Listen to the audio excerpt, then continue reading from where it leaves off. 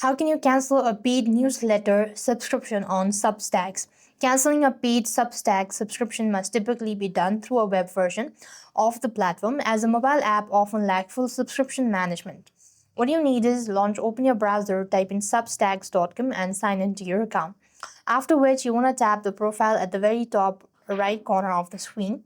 There, you want to go to settings. Once you go to the settings section, you can just go ahead and under the subscription section, you could tap on to the specific paid publication you wish to cancel.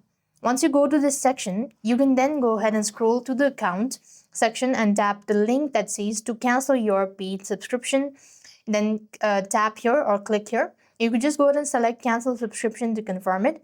And that is how you're supposed to cancel a paid newsletter subscription for Substacks. So with that being said, we've completed our steps. Thank you for watching. See you in the next video.